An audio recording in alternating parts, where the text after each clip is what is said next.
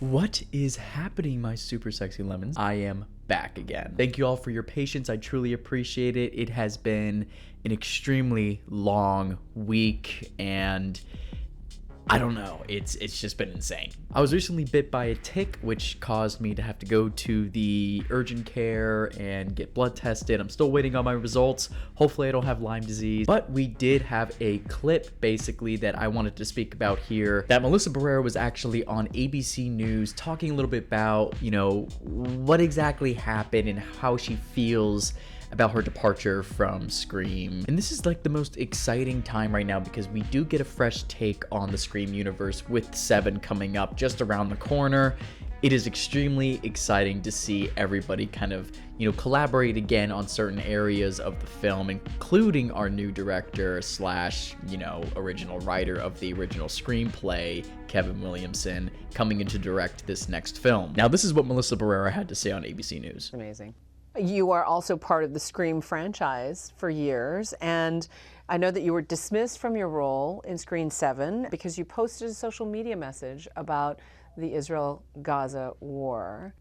How do you approach the aftermath of that? As gracefully as I have been able to. I've been very lucky that I've gotten a lot of support. I've been very clear about my stance on this conflict, and I'm sad about the way that things happen. I don't think that was necessary, but I feel very at peace. You can tell that she is definitely a little heartbroken, but at peace with the entire thing as a whole. There are so many different things that happen between actors and studios and, what is allowed, what isn't.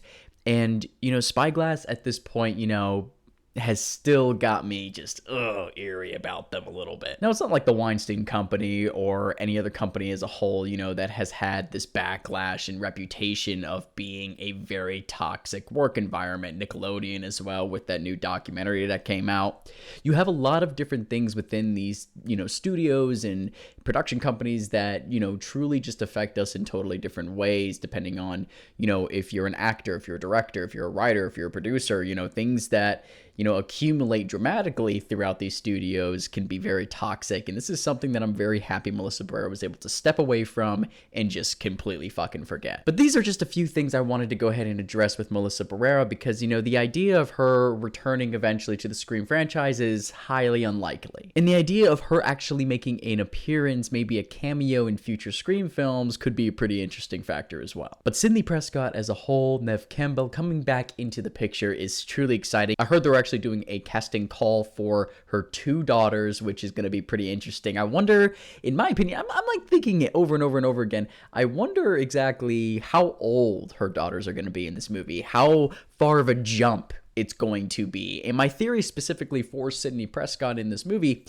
is that she has the ability to kind of get axed off, and let the story carry on with new characters and maybe one of her daughters or both of her daughters, which would be pretty interesting. There have been so many different speculations with different actors and actresses, coming into the picture, wanting to, be a part of this franchise, but lots of rumors have come about, her having neighbors in this movie and them having some sort of, conspiracies against Sidney in the next film, which is interesting to me to see, how many new characters can be presented in this film without, feeling like you already know who the killer is, which is how I felt during Scream 6. I felt like there weren't enough new characters, that these new characters were way too obvious. Everyone kind of knew that they were going to put in, 2 or 3 more killers in this movie. And the fact is, that there were,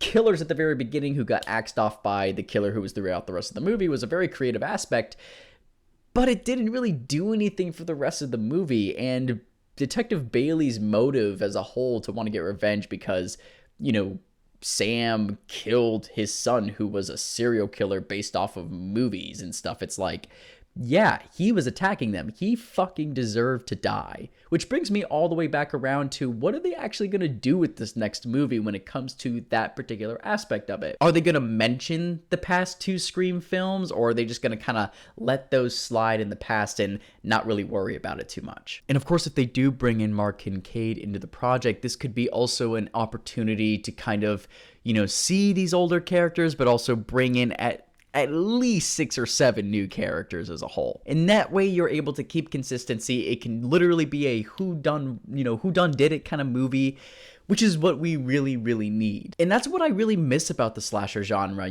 I feel like the killers are way too obvious. And, the one thing, recently that I really loved was, the motive and the plot of Thanksgiving, which was pretty interesting. If you guys haven't seen my movie review of that, you can go check that on my channel. I'll leave a little card somewhere in one of these corners. And that is, the overall picture is to give the killer a good motive, something they actually had, true occurrences that truly, brutally fucked them up in the head. And that leading into the next plot point, which is, within Scream 7, of course, this has to do it. This has to do the job when it comes to the who done did it kind of objective of the whole story. And that is actually what I'm doing in my slasher film, is I'm really focusing on the who done did it scenario, but give you something to also know about these characters, or specifically a character in this movie that I feel like a lot of people won't see coming, actually. And that is, what I really want to do is, as a director, as a writer, as somebody who creates and puts on the paper, that's my expectation, is to catch myself by surprise. Because if I catch myself by surprise, everyone else is going to be surprised as well. But what did you guys think about this? Leave your thoughts and comments down below. Subscribe to the Lemon Nation if you haven't already. And of course, I am super excited. We are growing on this channel super fast. I know I've been slacking a little bit, but that is only because I've had a lot of things going on right now. I'm actually shooting a short film for a director I met over Facebook, as well as doing my own project, my own slasher film. And of course, I'm shooting another, part of this music video next weekend, which is going to be a lot of fun as well. I'm going to be having a video out at least every single week from here on out, guys. I am so sorry that it has been delayed, but of course, I love you, super sexy lemons, everyone who has stuck with me throughout this hard time. Of course, keep praying for me. Hopefully I don't have Lyme disease. That would be awful. And of course, guys, never forget that lemons fly.